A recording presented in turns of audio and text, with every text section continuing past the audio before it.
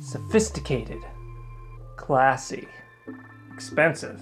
Maybe those are some descriptors you've heard about port before, and maybe you're a little bit scared of it because of that. They're not always expensive. This one comes in around $20. What's the name of it? Taylor Fladgate Fine Tawny Port. Yeah, it's Tawny, so it's aged. I'm going to be teaching you a little bit about port today, so stay tuned.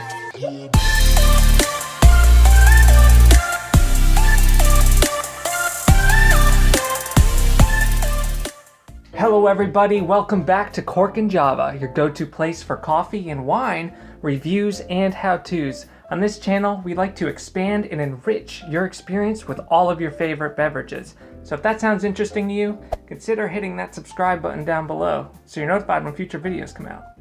Alright, so tell us a little bit about this port we're trying today. Alright, the wine is Taylor Fladgate. It's a tawny port, which means it'll have a golden tawny color when it's poured.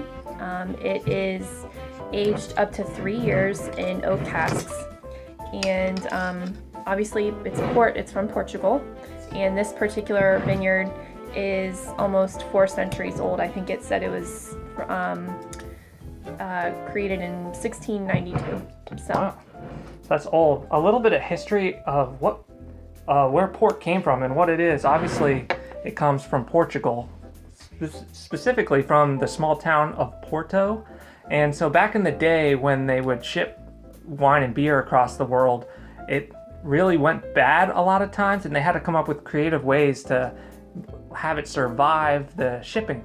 So for beer, you might have heard of India Pale Ale, which is a super hoppy beer, and it's that style because the hops are actually preservatives. So on the trek from England all the way to India, it was able to not go bad over that period of time, and people grew accustomed to that flavor. Also with port, for the wines in Portugal, most of the times there's a lot of different grapes that they use, but one of the main ones is Tempranillo, and I assume that's heavily in this one. But for Portuguese wines, when they would ship them, they would fortify them with typically brandy or other kind of hard liquor to preserve it. And that is why ports age very well. If you're looking for wines to age, ports are typically the best.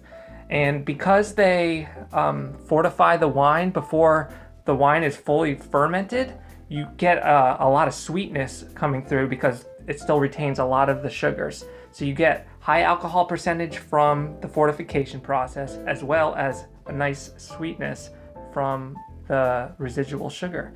So this is a great after dinner wine. It's a great dessert wine, or to pair with desserts.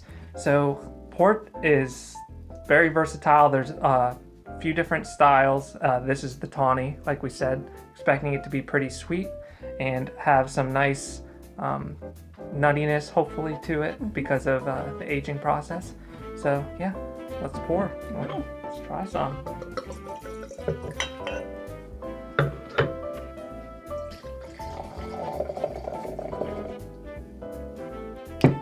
Alright, let's take a look at the color. A little bit more red than I was expecting. yeah. But yeah, it's still got a little bit of goldenness to it that you would expect from that aging process. It's not like a. It's not a full ruby, yeah, like a ruby port would be, which are much more red. It's kind of more subtle and kind of dark, with kind of like a grayness, I would say, to it. Mm-hmm. But yeah, all right. Good legs on the side of it too, yeah, because of that high alcohol percentage. Let's give it a sniff. I could tell it's pretty sweet. Yep.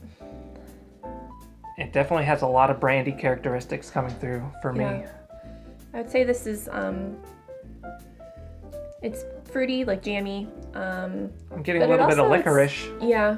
Flavors. It's also I do have some nutty characteristics too. Yeah, well, let's see how it tastes. Okay.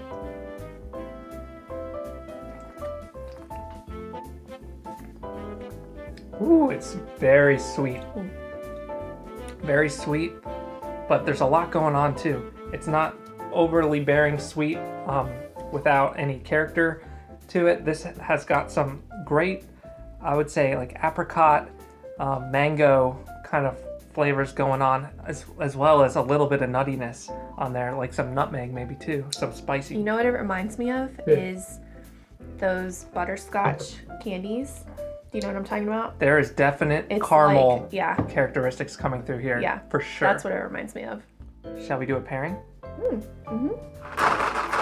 Chocolate covered espresso beans, and it's a dark chocolate.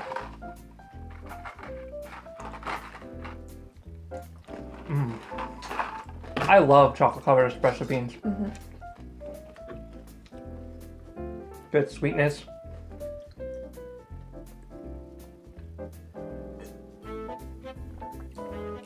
Oh yeah. That's perfect. Yeah. The chocolate brings down some of the sweetness to the wine because it was a little bit overpowering with the sweetness level. And having a little bit of dark chocolate mixed in there kind of tones it down a little bit. And you get a lot more of the nut flavors that were a little bit more subtle before are coming out a little stronger now. And maybe it's just because of the espresso bean, but the wine to me tastes a little bit more like coffee-like too. Mm-hmm. Yeah, so there's not a lot of red wines that pair well with chocolate, but definitely a sweet port is your go-to for pairing wine and chocolate. Really, any port is probably going to be a great bet for your wine chocolate pairing. All right, do you want to rate this one? Yes. All right, let's give it a rating. What score do you give it? I'm gonna give this one an 88. I was gonna give it an 88 as well. Really? Yeah, it's solid. I've had some better ports, right? But this is definitely better than the bottom shelf ports that you typically get at your grocery store. Mm-hmm. And if you like Tawneys, it's not my favorite style of port. It's a little bit too much on the sweet end for me typically. But this one has enough other things going on and complexity that I'm giving it up in the high 80s. This is probably the best Tawny port I've had. I've had some other ports that I've liked more, but as far as the Tawny style, this one is really good. If that's your thing, I'll try to leave a link down in the description for you to pick this up if you're interested in trying some Tawny port. Also, I gotta tell you about the California Wine Club, guys. If you're new to wine or you're trying to really get into it as a hobby or something fun or just really want to kickstart your learning, the California Wine Club is the way to go because you get 2 bottles of wine a month and we got professionals that are selecting those wines for you. So no more confusion in the store, just guessing based on labels and stuff like that, what wine you can get.